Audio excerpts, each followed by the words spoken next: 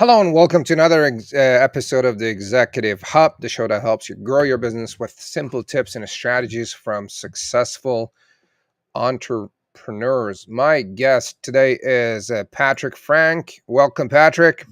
Thank you, sir. Good to be here. Good to have you. And today we're talking about how to get customers before you launch, which is a great process. And I really look forward to hearing Patrick's idea on how he does that.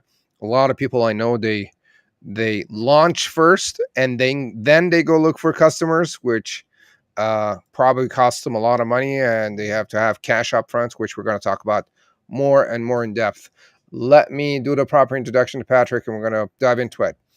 Patrick Frank is a serial entrepreneur who started his first business in college. Over the past decade, he founded and scaled multiple successful companies across healthcare, consumer products, and technology, driven by a passion for turning innovative ideas into reality. He specializes in taking businesses from concept to market quickly, building powerful teams, and leveraging smart automation and outsourcing techniques to scale rapidly. Patrick, welcome again. How's your day so far? Man, it's always busy, but it's pretty good. Can't complain, man. Love it. Where about are you? So we're in San Diego, California. And what's it like out there right now? Is it sunny and warm or? So it's funny. Everyone always is like, "Oh, the weather's so great in San Diego," and probably from like the mid-April all the way through June, it's just foggy and like with May gray, June gloom. And outside of that, it's typically perfect. So we're in that like weird middle transition phase into fog. Beauty. So let's get into it. What is your story?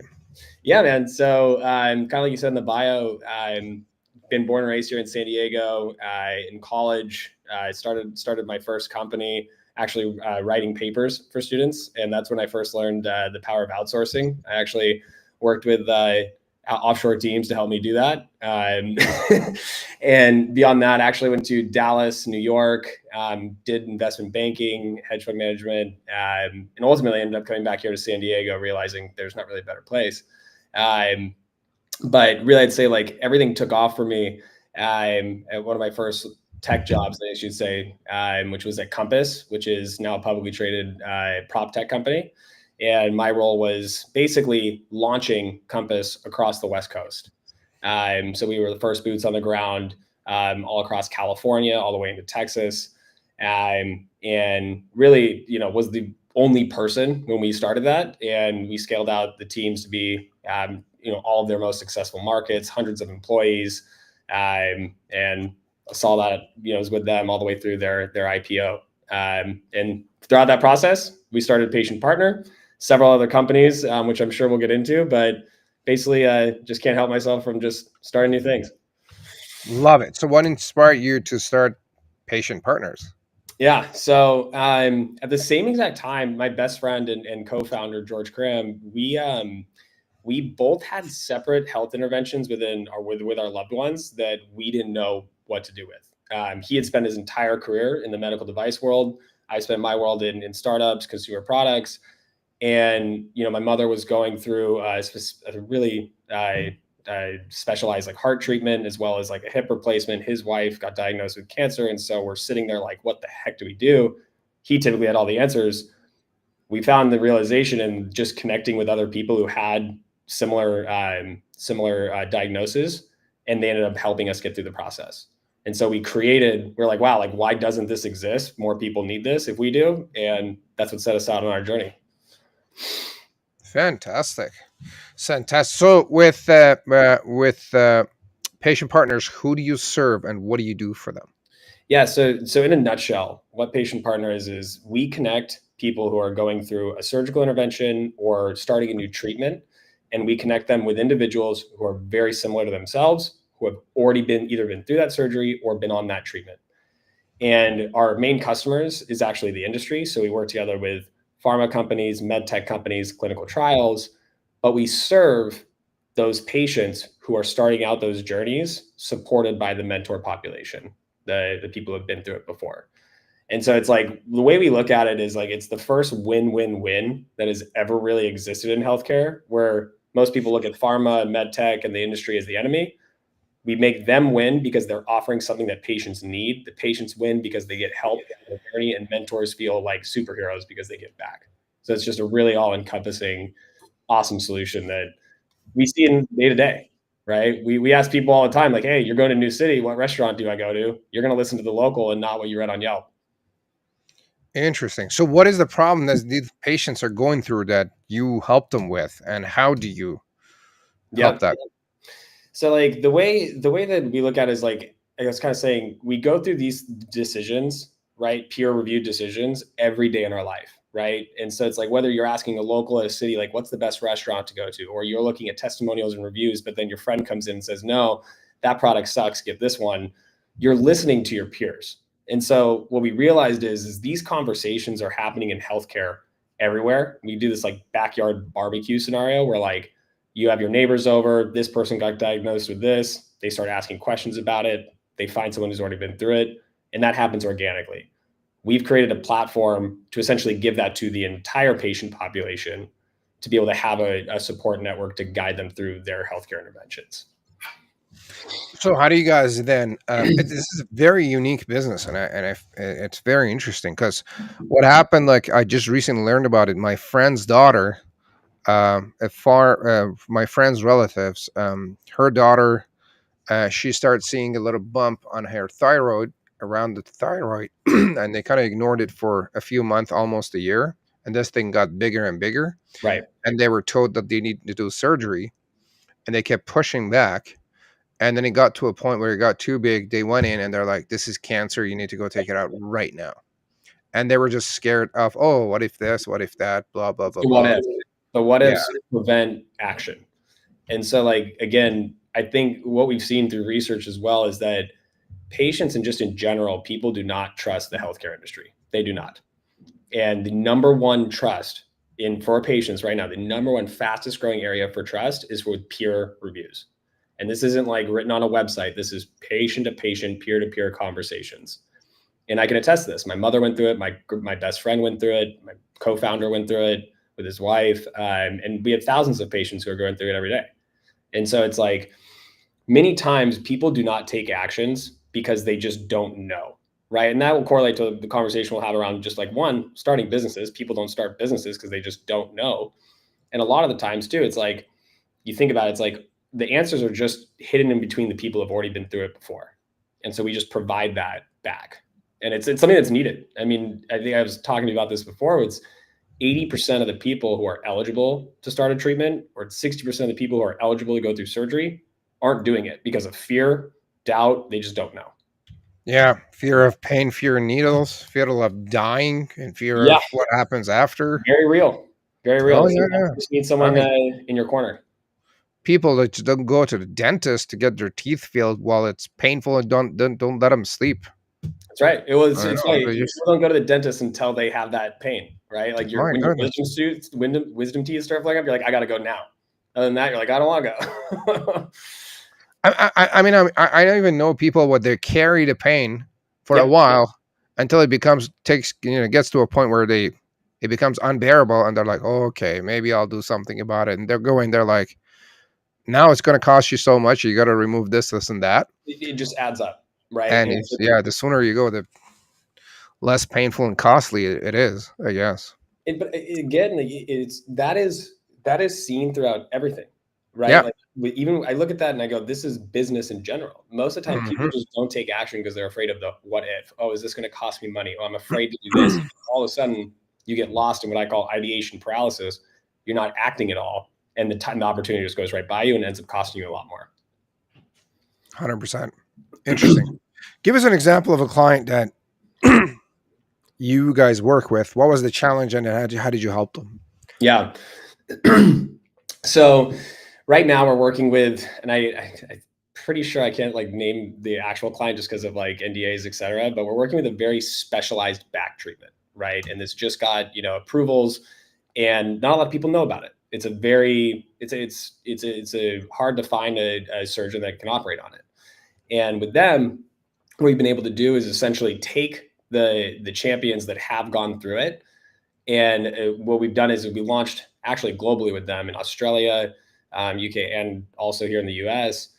And we've been able to more publicize those testimonials, those peers on a larger scale to make available to people who are essentially eligible for this surgery. And so we've seen, God, I think like almost in the realm of like 800% ROI with them in their contracts. But we've been able to essentially help them elevate and accelerate their go-to-market strategies, because a lot of the times people just, one, aren't aware of treatments, and two, they just don't know where to start. Again, going back to that, right? Like we're all familiar with like GLP-1s and all those other things. They actually incur the same exact problem. People are in that waiting queue. They don't really know if they want to. And so like what we're working on right now, the thing that we're, knock on wood, really hoping to do is partner in the GLP-1 space to help people realize like, hey, like this is what it's actually like, right? And we've seen that across a lot of rare disease areas as well with our clients. Those are particularly impactful as well. Very interesting. Do you have any competition in this field? So it's almost laughable, because this area of all, like people say, oh, there's every single market's completely tapped. Like this is truly something that's never been done. It's only existed in things like Facebook groups, Reddit channels, massive communities, or like blogs and things like that, but never actually been productized. And the way we look at it is like, there are people who help large pharma and large med companies create ambassador programs, but they're all manually like, oh, let me calendar a time for you to meet with this person or that person. We're the first technology to ever exist, right? We have a patented algorithm. We're real time. We're completely back from like a compliance standpoint, like real time monitoring on like adverse effects and off brand statements. And so it truly is like it's a blue ocean for us. Fantastic. Yeah, it seems like it. So how do you reach out to patients? Is it direct to patient, or you go to the companies and the companies offer it to their patients? Yep. So we go directly to the industry, right? So we've all seen a pharma commercial. I don't think there's any person on the planet that has not seen a pharma commercial. Largest spenders in all of marketing. And so like, let's take Humira, for instance, right? They say, oh, talk to your provider or go to humira.com to learn more. We're plugging into those websites, and Humira is not a client, I will disclose, but we plug into those websites, and basically you'll see a section of those patient hubs, which is what the industry calls their patient-facing sites. And you'll see it and say, hey, would you like to talk to someone who's already been on this treatment? That's where they come into our channel. So the way I look at it is like, we could spend hundreds of thousands, if not millions of dollars to try and compete with pharma and advertise and get patients to come to our platform, or we just latch on to where they're already spending money and get our distribution that way. Yeah. And then, so who pays for your service? Is it the company or the patient or then who pays the mentor? We'll never charge a patient for anything. Like we have a core fundamental belief that patients, and we all already pay too much for healthcare, and it is the companies that pay for this. And it's something that they do. It's like, for us, it's such an awesome thing to see them, because they're actually putting their money where their mouth is when they say, hey, we're investing in like, wanting to make the patient experience better, right? A lot of people just say that, but this is actually giving them a support tool and not just spending more dollars on TV ads. So the companies are paying for this to essentially like really accelerate the results from the millions and millions of dollars that they're spending on their direct to consumer marketing. Interesting. So the company pays the mentor to work with the patient, and they pay for your software and the access and the rest of it. So the company pays us to build out the mentorship network, to host it all, to basically host all of these conversations and interactions, and qualify the patients, all of these things. The mentors actually don't get paid. We actually donate back to a charity of the mentor's choice for every single conversation they have with a patient. So that's like, people always ask, like one of the biggest questions we got when fundraising was like, oh, like what about your retention with mentors? Like if you're not paying them, how does this all work? And I went, I don't know if anyone listening has ever had a family member at, like, let's say Thanksgiving, they just had a surgery or they just started a new treatment, and you ask them about it, they will talk to you for 4 or 5 hours about it. And like, it's because they want to, it's like this feeling of relatability, but at the same time, being like a superhero. The most common thing we hear back from our mentors is like, they love this so much because they feel like superheroes, because they went, God, I wish I had this when I went through it. and they just feel so rewarded from these interactions and conversations with patients. Interesting. Interesting. It was very unique model. Wow. Yeah, it's come together through a lot of trial and error. There's no doubt about it. But I think we've landed on something that's really seen some amazing growth, and we're starting to see I'm sure everyone talks about this, but especially with AI, we're seeing a ton of opportunity in a lot of things that we can be building out to help even like further, not only just distribute the platform, but to enhance the interactions that patients are having. So this seems to me like one of those ideas where in the beginning you're like, you know what? I don't know if this is a business. I don't know if anyone would want to buy it and the rest of it. How did you guys validate this and like get customers? Yeah. So we built out a landing page, and it was very clear communication. It's just like patients are wanting to hear from people who already went through what your treatment, your surgery. We actually started out in surgery because that was my co-founder's background was in medical devices, and we just ran tests, just ran that targeted leadership at different med device companies, and they'd come in, they fill out a form, and be like, hey, it's just simply a landing page, just calling directly to what they are thinking. Right? A lot of people spin up landing pages for their products and just talk about their product, all the features, all those other things. It's like, no, you need to get a result. That means that you need to make whoever's seeing this feel something. And what they're feeling is, yes, I want more people to realize the benefits of this surgery and more people to be able to go through it. The problem is people just don't know. And so they know they have their patient ambassadors or their KOLs that they pay to speak at conferences and those things. So they already know they have it. How do you increase the distribution and awareness around those people? And so we just spun up a simple landing page, ran some simple tests, ended up landing our largest client, Medtronic, from that. It was like within the first month. And that Is that a hospital or a medical clinic or what is it? Medtronic is one of the largest medical device companies in the U.S. So they are, I mean, you name a type of surgery, they're in play. And we actually got started in of all things, weight loss surgery originally, and expanded across several other delineations. But it was literally just it was a test and a theory, and we ended up signing a $500,000 contract within a month and a half from launching it. So I love, so you created a landing page, drove traffic. What how did that landing page work? Like did they have to sign up and get information? Did they have to pay, put a deposit, book an appointment? What was the mechanism to validate? And so I think that like what we did then, because it was also a couple of years ago that we did that, is I want to very much clear be like what we did then is also very different from what you can do now, right? So what we did then was simply like, hey, like if you're interested, like we're partnering with a select, we made it scarce, right? We're partnering with a select few people to test out this new technology we've built. Had we built it? No, but we just, again, we're essentially testing out the market if someone wanted this product. And when we saw the amount of like volume that came in through that, we were like, okay, there's opportunity. And once the contract was like actually because the contracting process in pharma in med device takes months, but when Forever. we were like, oh shit, we really have to build this now. And so a lot of it just came down to, again, Facebook's targeting was better then. And just like the simple stuff that people have done in the past, right? Create a little bit of scarcity, speak directly to who your ICP is. Don't just list the features of your product. And it worked.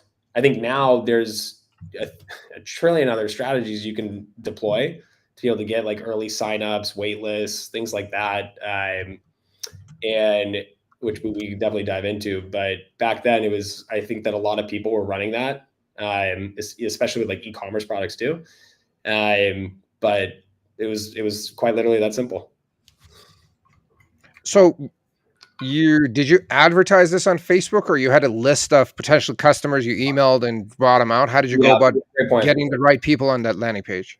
So we did a multi-vertical approach. So we ran ads across social channels. LinkedIn, we identified who our core ICP is, the decision makers we believed were. Sorry for an interruption. What do you mean by ICP? So like our ideal customer profile. So like in med device, this was like, the head of business development, the head of marketing. It could be like one of the heads of their commercial teams. And so we built those lists. We hit them from emails, we hit them from ads across channels, and then as well developed LinkedIn flows. We're reaching out to them, audiences on LinkedIn. So we're attacking them from all different angles. And as well, we did some fun things. Like we sent them locked briefcases, and it was like, hey, unlock this code for the best tool you've never heard of. And so we were like finding addresses through like Zoom info, sending things out. We really were direct response, Dan Kennedy stuff there. exactly. We were trying to do everything we possibly could to Wow. get in touch with them. And yeah, I love it. So, I mean, this is a big problem with a lot of businesses. I mean, they don't validate. They spend a ton on a lot of stuff. Yeah. Curious, just out of curiosity, how much cash did you spend to validate your idea? Yeah, I would If say. you don't mind me asking. Oh no, absolutely. It was minimal. I think we spent $5,000. And $5K. you know, with a $500,000 contract that turned into much more as a result of that, you know, it's a great investment. Oh my goodness. But I think now it's like to get that type of distribution, to get that type of pre-marketing validation in place, I mean, you don't even really need to spend that. I think that there's so many, like the old way I kind of look at it now is like, hey, the standard what you read on LinkedIn is like, hey, come up with an idea, spend $500 on Facebook ads and see if anybody downloads it. It's like $500 doesn't get you shit on Facebook anymore. Like That's it right. is so expensive. And so it's like you look at all the different avenues where like there's so many different newsletter, whether you want to distribute through newsletters, directories, product hunts of the world. I mean, those are all ways in which you can distribute the ideas that you have to validate, and they're all free, right? Like some newsletters, in some case, you have to pay for sponsorship, but it makes it so much easier to find your direct potential ICP of like who's reading a particular, let's say like outlet, right? Than having to just spray and play on social media, right? Love it. Yeah.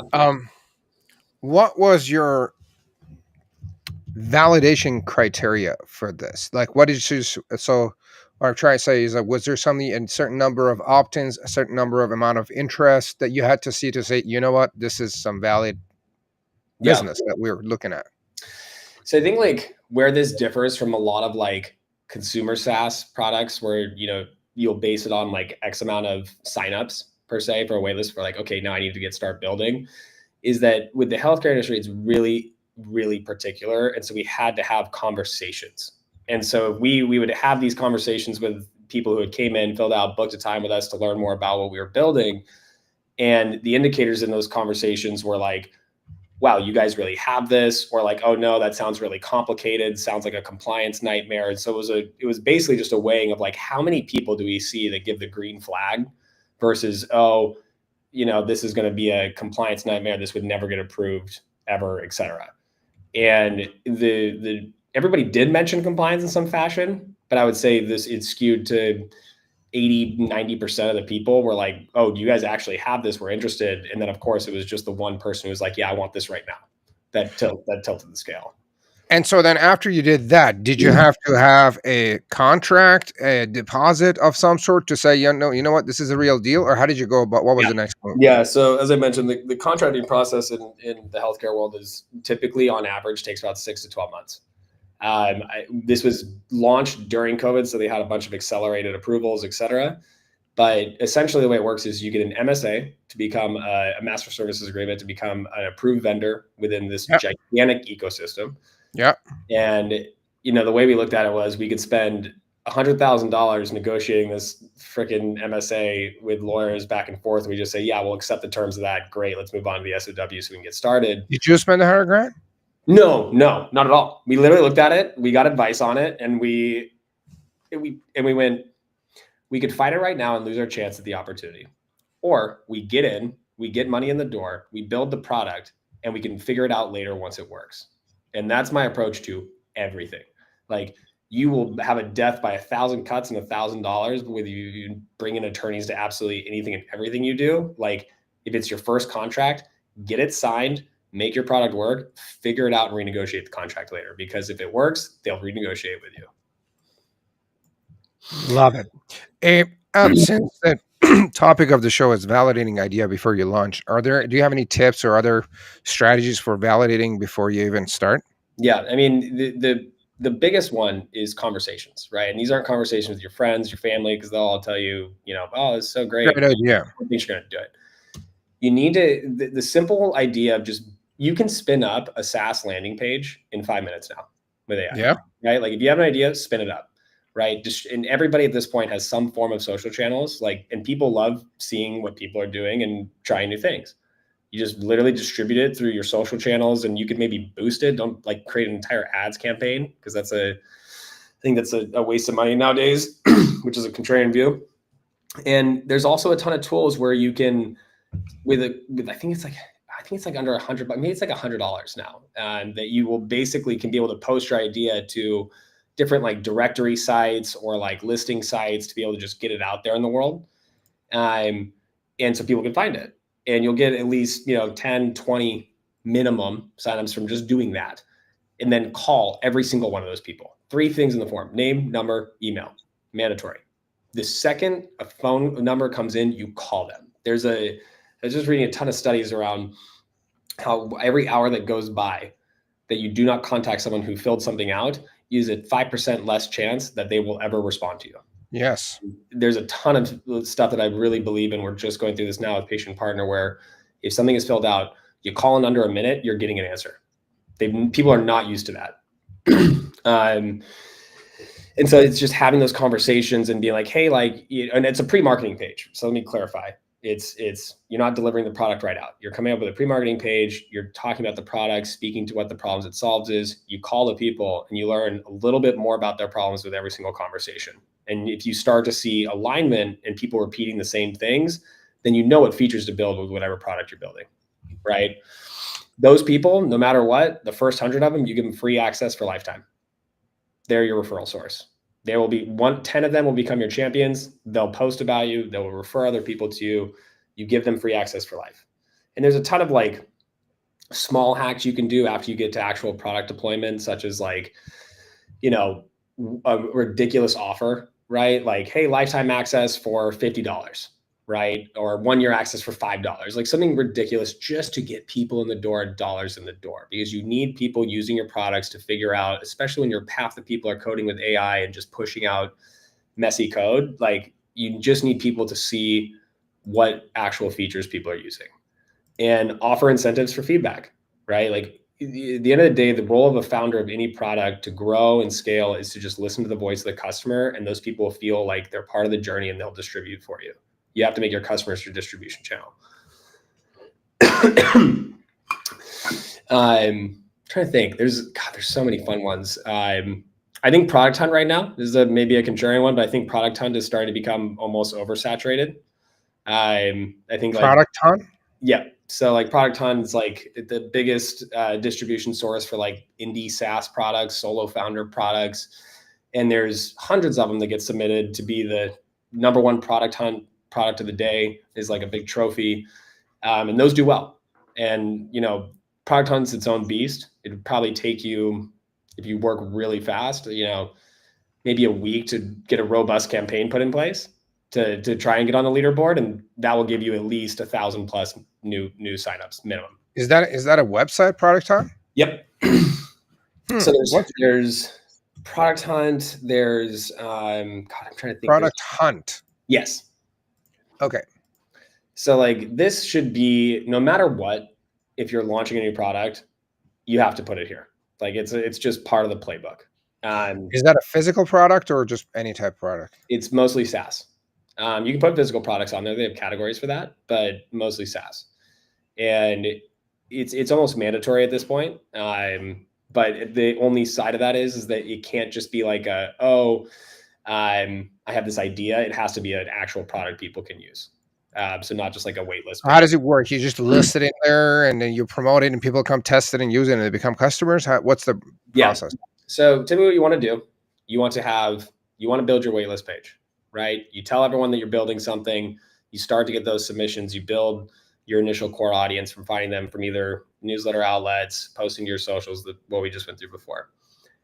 You want to go to Product Hunt when you have at least 500 to 1,000 signups.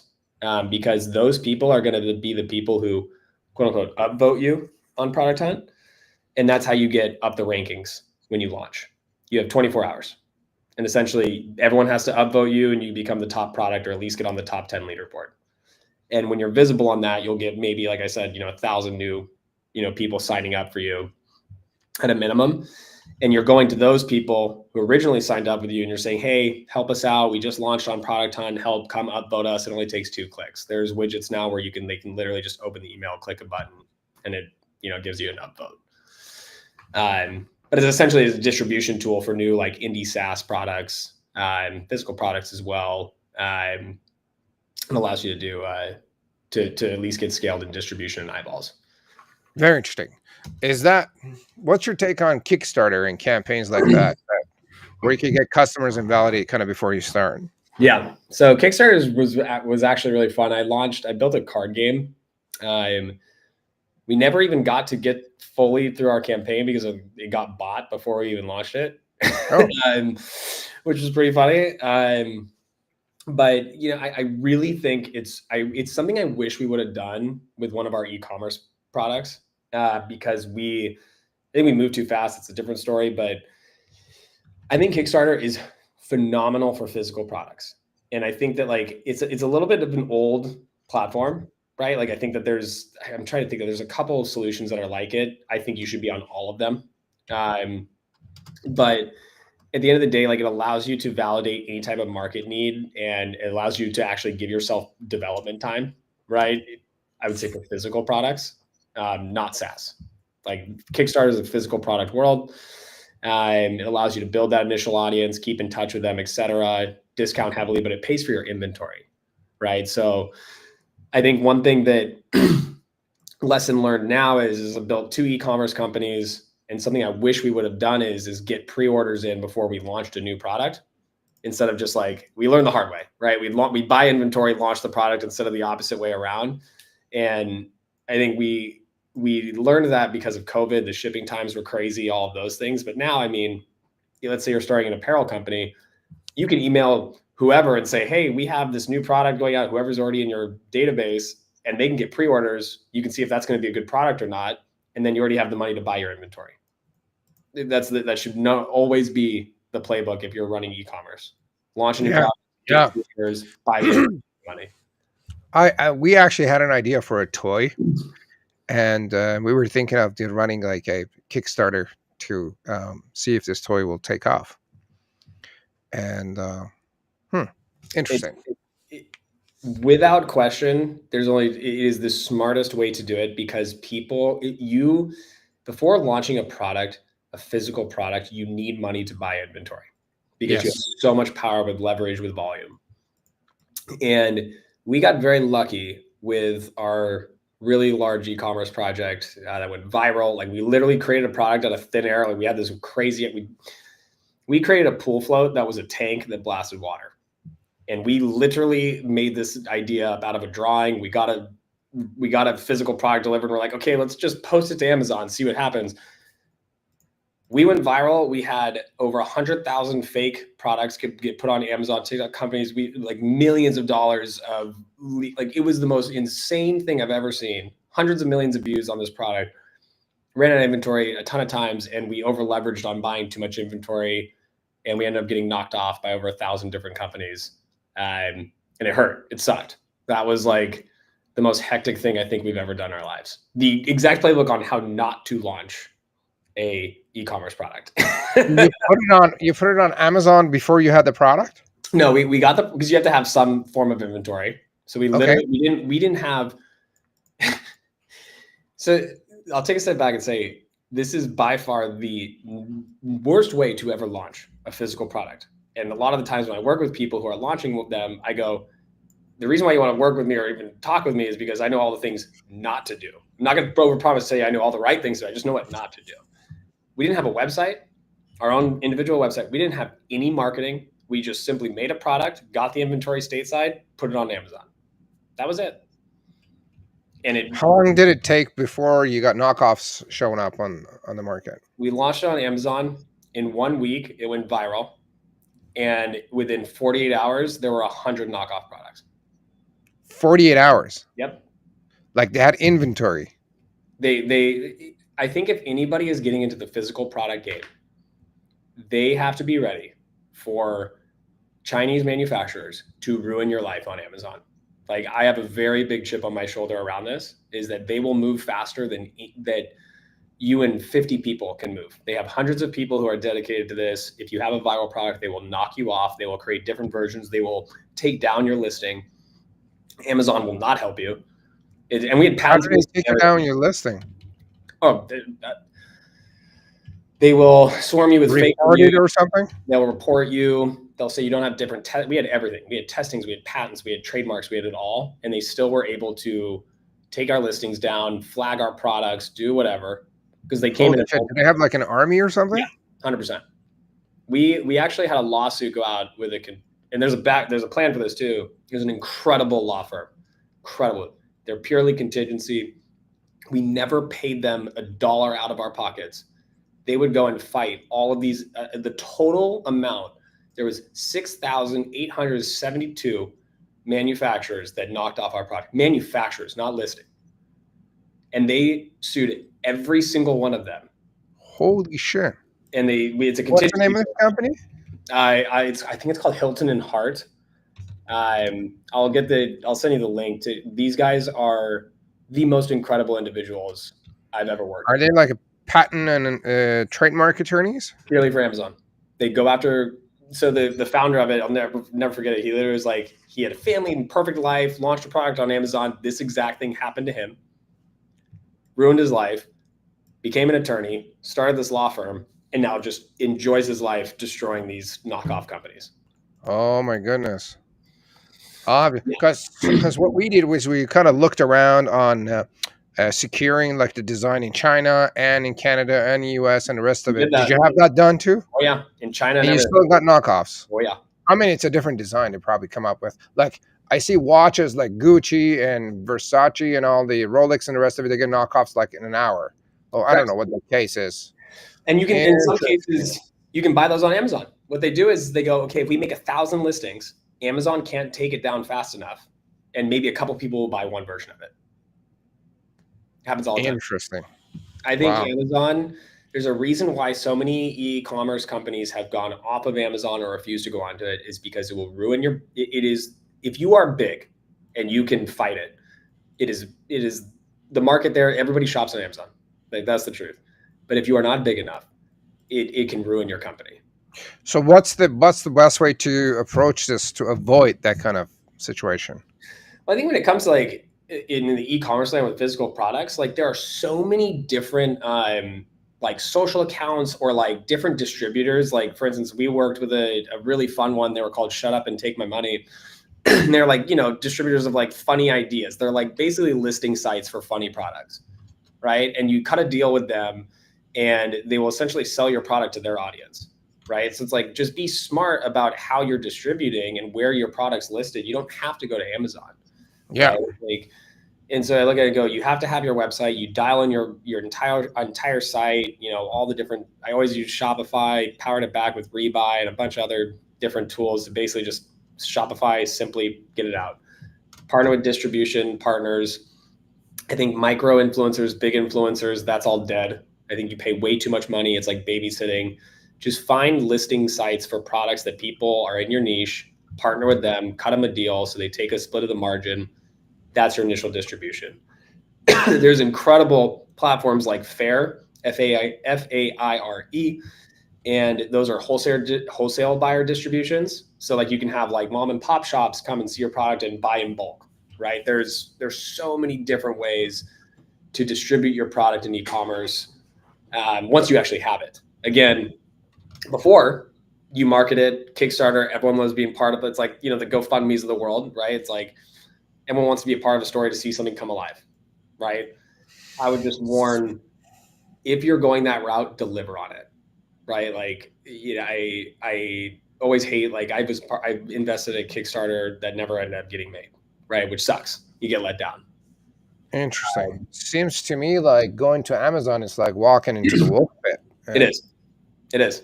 I think Amazon right now is for people who are drop shipping and humongous brands that have the wherewithal to fight it and can cut deals with Amazon. Amazon does not care. I will go to the ends of the earth for this. They do not care about anything. They just care about margin and sales. That's it. Yeah. I mean, they're just a sales platform. That's it. They're That's just all they like, are. I'm not going to fight for you. No. And I mean, we had so many different teams assisting us because our product was so wildly in search volume, and it didn't matter. It was wild. Fantastic. Let's get to patient partner. What are Yeah. some of the milestones you guys have achieved along the way? Yeah. So we recently just went through our what do you call it? Like it's our seed funding round, like early A funding round. I don't know, one of the two, which was very big for us. We initially raised in COVID, and we had a lot. The entire healthcare industry was throwing a lot of money out there at new technologies. And over the past 3 years, I would say it's like been venture capital winter, where you saw a humongous pullback in new fundings and a lot of companies going into the graveyard. I think for us, like it's an odd milestone, but we were able to kind of see that and move faster than the market did. We downsized our entire team from 25 to 3. And so we've been Wow. operating with 3 people, running a company, working with enterprise pharma and medical device companies and clinical trials for the past 2 years. And I think right now the world is shifting to wanting to see profitable businesses. And so we just started hiring again after our raise. For us, we crossed the threshold of almost 50,000 mentors or 50,000 patients, over 1,000 mentors, doing over a couple $1 million in ARR. It's been a wild growth trajectory, and really proving out into the pharma and now clinical trial space has been very large for us. Fantastic. And we have some exciting things like about to cook. Like I said, I think AI is enhancing everything, and not just in the realm of like, oh, you can build websites really fast, you can deploy code really fast, you can create people in AI now. Yeah. And I think that that's something where we're starting to look at and explore and realize like there's an opportunity to create an actual almost lifelike avatar. Interesting. What were we'll talk about the AI more. What were some of the challenges you guys faced while reaching those milestones? A lot. I would say a lot of it just came down to, it's like if you go from a team of 20 to 3, your workload just went up by 8x. Roughly. Yeah. Mm-hmm. And it was figuring out like, hey, who are the people that if I dump 8 times the more amount of work on, who are the people that will take that and champion it? That's like one. Just the team navigation, the morale, the things we had to go through. Like we cut our salaries to 0. We didn't pay ourselves. I funded the company through my own personal savings and credit cards to get us through kind of VC winter. I mean, you take that kind of pressure, you put it on you, and you're sitting there and you're like, I have to make this work. It's no longer like, oh, I go to work. It's like, no, this is now life or death in that situation. Let's say like cutting costs on everything, right? Like I think so many different people when they first start out, is a huge thing I doubled down on is people are overspending in their subscriptions, not just in life, not in your Netflix and DoorDash, not that. You have 1,000 SaaS tools you don't even know about that you're paying for or your team is paying for. Do an audit, cut everything that you don't need. Absolutely mandatory things. Like I think that most companies' SaaS bills, if you're doing over 100,000 if you're doing 10,000 in MRR, your SaaS bill should not be over $500, $1,000 maybe, right? Like your SaaS tools, like as you, and it kind of scales up from there. A massive one that with people that I work with, like it's a mandatory thing that they either have to onboard one or already have one. Offshore talent. If you do not have a virtual assistant, you need to reconsider your life choices. I have a team of 5, and I could not live without them. I could not operate without them. They are the most incredible resource I wish I would have found out more about 10 years ago. What are these guys doing for you? Everything. There's nothing they cannot do. And that's a very generic answer, but I'll get into specifics. I've part of my closest, she's my chief of staff. She has basically replicated me. She knows how to speak like me. She knows how to talk like me. She knows how to build and design like me. She can do everything from email flows. She can do everything from build websites. She can deploy brand new ideas into. She knows how to use AI in every which direction. I mean, and they all do. They'll handle all your social postings. They'll handle all like customer service. They'll even manage your inbox, personal life. I mean, you name it. They're the hardest working, most intelligent group of individuals I've ever met. Where do you get these people from? So I can shoot a resource over to you to distribute to listeners. I have a whole entire guidebook on this of like how to find them, how to train them, how to build the team, scale it. There's many different platforms. Philippines, South America, Africa is actually starting to have a good population of VAs, and you know I fundamentally believe in that contrarian take, but I say this a lot is my team of VAs will outwork any person in the U.S. domestically, full stop. I know it. Like they're very loyal too. So. Very interesting. I think some people are still hesitant to hire a VA. I think that the objection is like, oh, they don't know what to do, and I don't feel like training them, and the rest of it. What's a day like for you working with your VAs? Are you like constantly on the phone and email with them, or do they know what to do? How do you handle them? Yes, it is a great point. So it's a funny story. The first VA I ever had, she was in our Slack, and we were paying for it again. Audit your SaaS subscriptions or anything you're paying for 3 months. And every day she would check in, hey, Patrick, is there anything for me to do? And I just was doing so many things and never got back to her. And she was in our main channel. And then one day I was like, can anybody do this thing? Like, it's impossible. There's no way we're going to be able to do this by the end of the week. End of the day, it was a full like presentation, all these metrics that had to be pulled from all over these places, resources, et cetera. It was done. It was in my inbox at like 10 p.m. Right. And I was like, where the heck did this come from? And so from there, I built this relationship with her over the past 3 years. I built she's like my, again, chief of staff. My morning, I clock in, the night before, I come up with all the things that need to be done, right? Like, here's all the things that we're heading into today. She distributes it to the 5 other people on the team, right? These are all the things that I cannot do, that I cannot be focused on because I'm working on one particular initiative, let's say, that takes my specialty, and that's what I have to be focused on. They do everything else. Especially if you're running multiple businesses, you can assign them to run different aspects of them. We review it, we check in a couple times during the day, see how things are going, check in at the end of the day. They send us a list of all the different things that they've done. Then the cycle repeats itself. On Sunday, I send out a message that says, here are the 5 core things that we need to accomplish out of this week, and then just add on things from there day to day. Like, interesting. If you're an entrepreneur starting a business or any kind of like, you have things that need to be done. Like just write it down and send it out. That's all it is. That's all it is. How do you respond to someone that says, oh, they can't do what I do, and I'm the best at what I do, and I can't really delegate my shit to them, the rest of it? How do you deal with that? You never believe how many times I hear that. And you know what I say? I say, what's the thing? Write down 3. And I go, well, this is like if I'm working with somebody, like I'm like, talking to someone to potentially work with them, like, give me the 3 things. Give me the things, and in a day we'll have it turned around. Like, that's right. I'll try give you a free trial. Wait, oh yeah, no, it's and I go like, everybody thinks that they are like have some special talent, like only they can do the thing, and it's like, until you try. And I think that there are areas where that is true, right? Like I've been working with them for so long, but like, by all means, like now I literally go like, we're at a point where I go, what do you think about this? And whatever you think is best, like I trust you, right? Like, go for it. And if I object, you can iterate. But there are things where it's like, if you're making a very important product decision, if you're writing like your homepage copy, for instance, right? Like you as a founder, like you need to make sure that you have your eyes on that, right? Like, yeah. You can write that. It can't be written from ChatGPT, not those things. Like, you have to be in it. Everything else, they're on it. Even that, you can get them to come up with the first draft and you edit it instead of trying it from scratch. Bingo.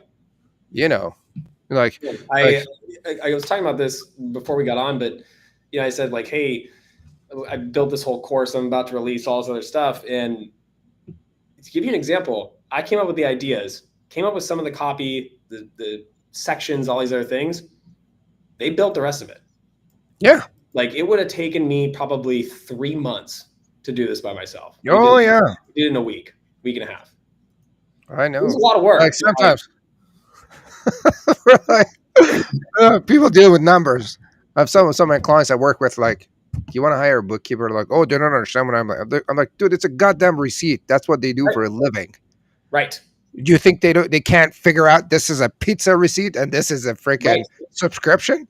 Well, and also it's like you can hire, like, for me, I search for the unicorns in VAs because I've been in the game for so long now, where it's like I want the Jack and Janes of all trades, right? Like Yep. they need to do it all. But you can hire part-time ones that are specified in one area, Yep. and like they are good at it, and they are most of the time better than anybody you will pay they are so good and so responsive. It's my number one rule of Yep. entrepreneurship. Like, get yourself a VA, Absolutely. get it now, and you won't find the right one the first time, but you will eventually will. You know, I think I'm guilty of this myself. Entrepreneurs, they're like, oh, I don't want to delegate this because I don't know if they could do it, but they don't do it themselves either. They don't have Right. time for it. They're like, you might as well try, or just go like, if you do this, if you pull this off, I'll pay you after, or here I want a free trial, Yep. and then test them out. I mean, it Exactly. doesn't hurt, Well, I but it mean, has you can even potential. learn how to start doing that with platforms like Upwork and Fiverr, right? The easiest thing, right? Like, Yeah, use those platforms, learn how to delegate. That's how I first did it a long time ago. And it was so much clunkier and took so much more time versus now these people are living and breathing with me. I mean, shit, I flew out to Bali and flew them out so I could meet her, right? So like I've met them in real life. We're going out to the Philippines to meet them. Like, they're part of a family now. Like, they are core to our company. I Yeah, was literally talking to a client on Monday, and he runs a dental office. He's like, I spend the time buying all my what do we call it, all the tools and all the stuff they need to use, because I shop around. Like, bro, your time is worth $1,000 an hour. This is a five right. bucks an hour looking around. You really have to stop doing that. In my newsletter, I wrote the last article about time, money, and perception of it. Right? You Hmm. did such a good point. If you're a dentist, you are literally, your time is worth $1,000 an hour, right? So it really starts to mess with your head when you think about life like that. I built a software actually for this before AI, which I wish I would have now because I could have deployed it way more effectively.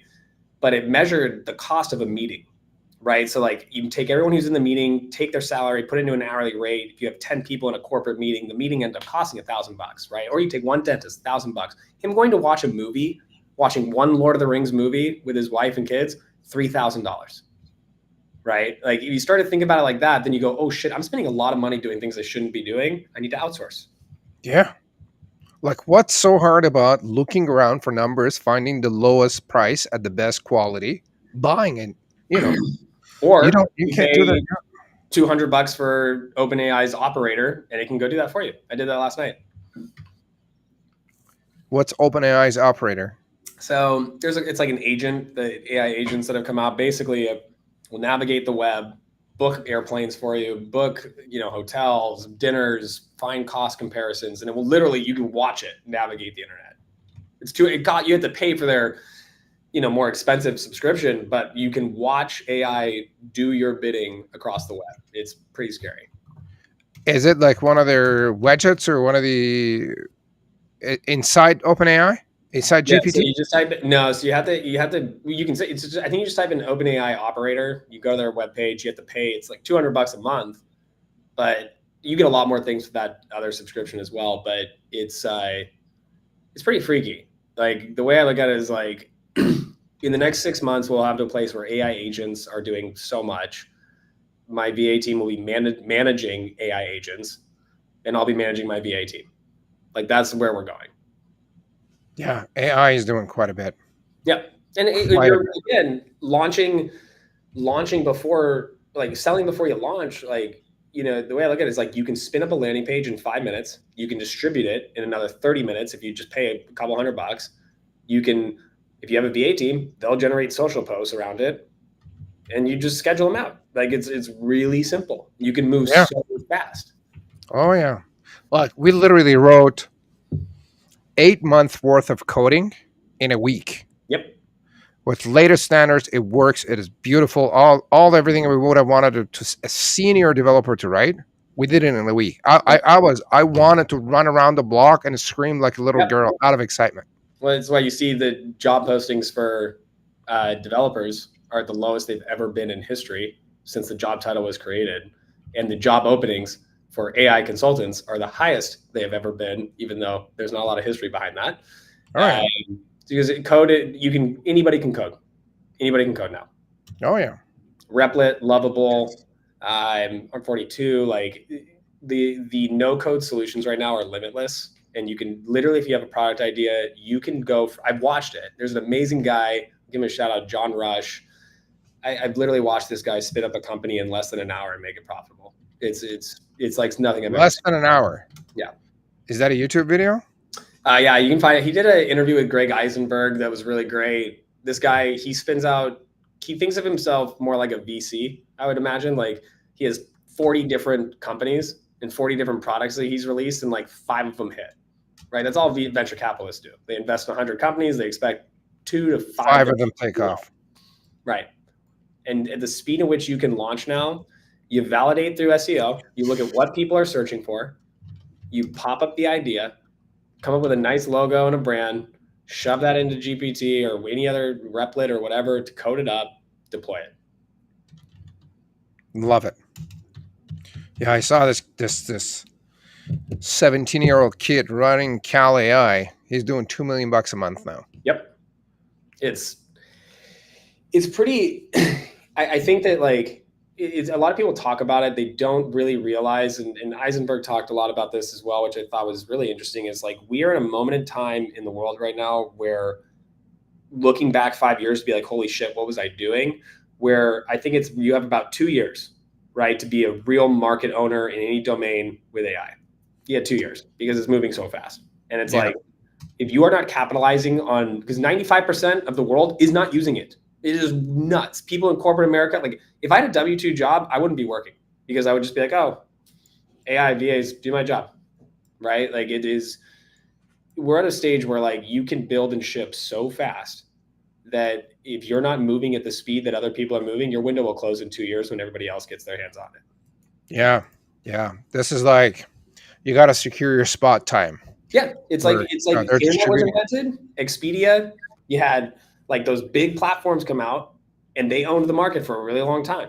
And then you had the Airbnbs and those people iterate on them and make them better. And now we're in a place where like these large scale platforms are going to be overshadowed by fast moving indie type of SaaS tools that are being launched. Unless you truly do have a moat, I would say. Like the moat that you can create from like either something like in healthcare, you can create moats quite easily because of how slow they move. But I'd also say like branding, right? Like I think a lot of founders and a lot of people don't realize if you want to distribute a product and get sales before you actually launch the damn thing, it comes down to your own personal brand as well. Like you have to have some distribution through your own personal brand, and that will become the largest asset going into the next 5-10 years. VCs will invest in people, not in ideas, because ideas will be easy to deploy. Distribution will be the hard part. Yeah. Doreen is commenting on LinkedIn saying, I'm a virtual assistant. Glad to be here. I love that. Love it. Patrick, what would you say is holding your business back right now? I would say outside of just like how long it takes for people to make decisions in healthcare, I would say what's holding us back right now is like figuring out the next thing we are going to launch. And that kind of ties into this like idea of like AI being able to move so fast. We have so many opportunities, things we want to build. The question is, what is the thing we want to build? Which feeds into the point of this conversation, which is what we've essentially done is we're now going back to our customers. They're hard to get in touch with and get time with. We're going back to them and asking the questions like, hey, here's all the things we can go and build and ship and create this awesome new feature or this awesome new iteration of our product. What are the things you actually want? And going back all the way back to when we first started the company and having those conversations, green flags versus hard nose, and looking at what has the most repeated statements. And you can literally record the conversations, put them into AI, sentiment track them, and say, what do you think you literally like out of those three things, what does it sound like the customers want us to build? If you just need a backboard, and I'd say like that's what we're in the process of doing, and once we have that right in front of us, we'll be able to ship it fast. Love it. Great. And are you a reader, Patrick? Oh yeah, my Uh, entire wall is books at my house. Love it. Give me two of your favorite books of all time. Generic, but 0 to 1 by Pierre Thiel is still, I think, one of the best books Great ever book. written in entrepreneur land. I just started Sahil Bloom's the 5 Types of Wealth, which I really enjoyed. So titles 5 times to wealth. Yeah, by Sahil Bloom. He's like huge newsletter, incredible writer. God, there's one I can't believe it's like I'm having just a complete blank. Oh goodness, this is bad. What's the context? Oh, it will come back to me in a hot second. I know, like probably right before we Yeah. we end up. Hold on, I think what is it? It's so I'm a big one of the companies I started was actually okay. One of the companies I started was actually for relationships. It was called the Couples Contract, and it was essentially like a relationship agreement because I realized like people have forgotten how to have relationships and talk about the hard things.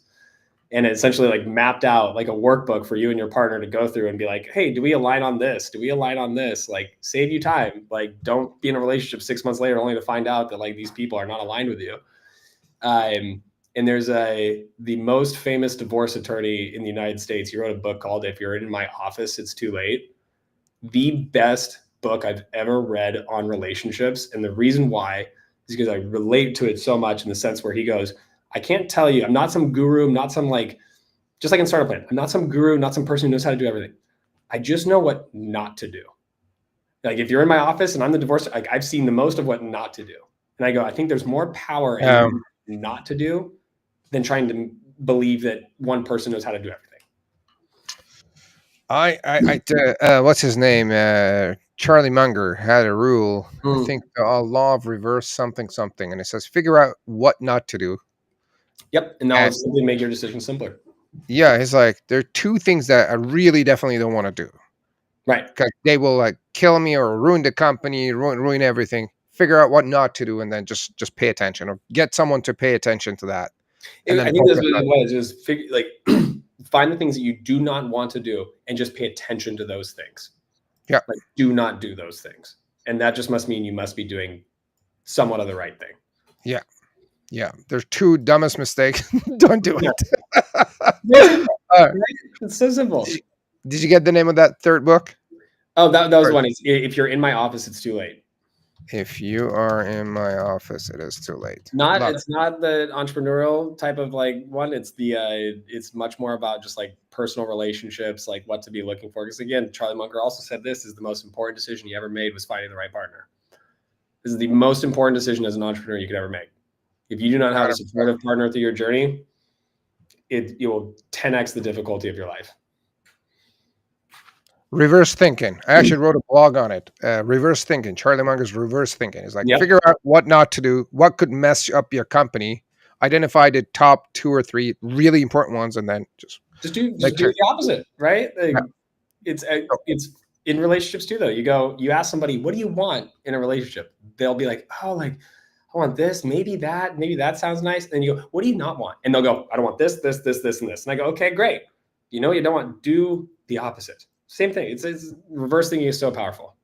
What doesn't work, do the opposite. Love it. What's one advice that made a big impact on your life or business? I would say like a really easy one is just like build something that you would use. Like if you won't use it, other people won't.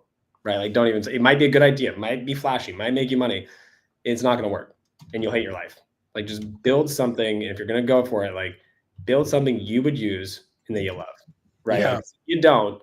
It's like the same thing of like, oh, I became an entrepreneur, be my own boss, but all of a sudden you become a slave to something you don't love.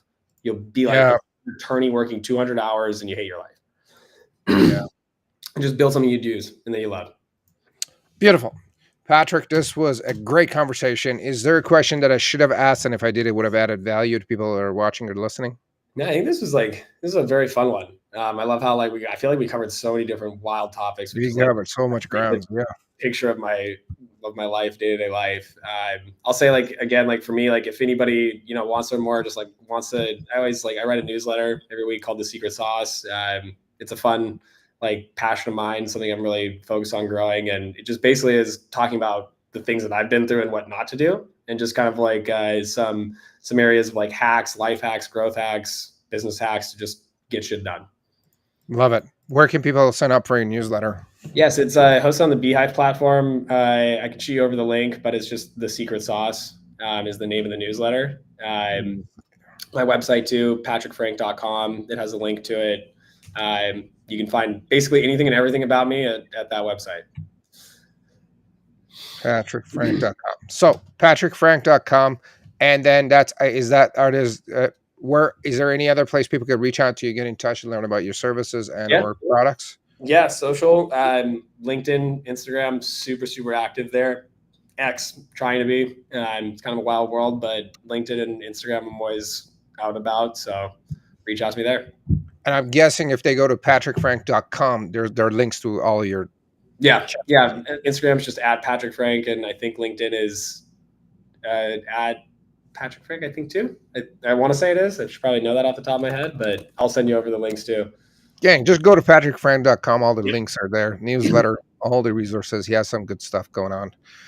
Patrick, thank you. This was a great conversation. I really enjoyed our time. We covered some really good stuff, actionable, useful tips and strategies and actionable advice that people could use and apply. Gang, if you're watching or listening and you know someone that needs to validate their idea and or get some good entrepreneurial advice and we talk some good shit. Pardon my French, but that was this fun. was a good conversation. That was. Share the link with them, tag them in a comment, and we'll see you in our next episode. You've been watching and listening another episode of the Executive Hub. Yours truly, Mustafa Hosseini, and my guest, Patrick Frank. Hope you guys have a great day, and we'll see you in our next episode. Have a great day. Take care, man.